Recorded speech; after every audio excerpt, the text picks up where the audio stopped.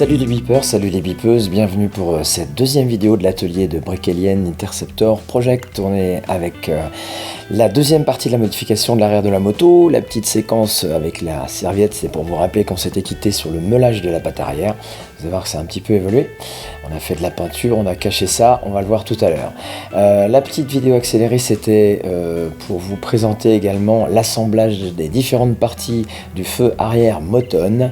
Donc je rappelle que c'est pour ça qu'on avait fait le meulage. Là on voit le petit éclairage de plaque. J'avais meulé donc cette petite papate, hein, c'est un peu l'action irréversible, hein, pour mettre en place ce feu que j'avais choisi, effectivement qui était incompatible avec la pâte existante. Donc on voit qu'il y a les trois parties, il y a le petit feu, il y a la petite fixation et également le porte-plaque. Voilà. Système de LED, on passe le fil à l'intérieur de la petite fixation de plaque.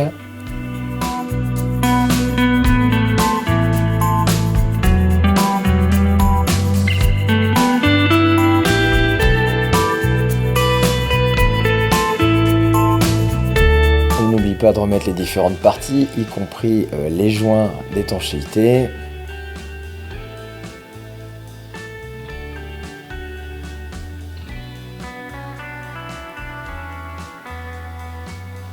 Il faut réussir à visser les parties à l'intérieur, installer les vis extérieures de finition.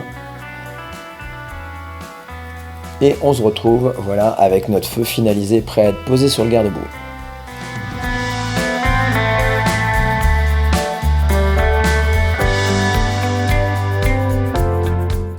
Alors ce que j'avais pas forcément calculé au départ, c'est que vous le voyez sur les petits embouts plastiques et les fixations, eh bien c'est du plastique sur du plastique qui tenait notre garde-boue. Tant qu'il y avait la pâte et que c'était que du plastique, c'était pas grave. Mais quand on rajoute, comme vous le voyez, le poids du feu, eh ben ça pose problème. C'est qu'au bout d'un moment, plastique sur plastique avec les silent blocks et les vis, ça risquait de se casser la figure.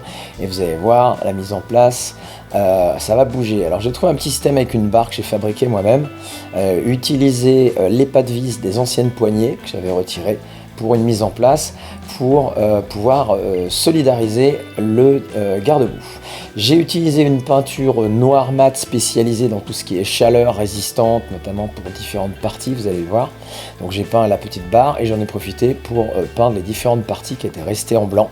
C'est un petit peu le dommage, sur la shotgun c'était déjà en noir, alors que là c'était resté en partie blanche sur l'interceptor, donc je les ai modifiés. Il a fallu également refaire un faisceau électrique que vous voyez là mis en place.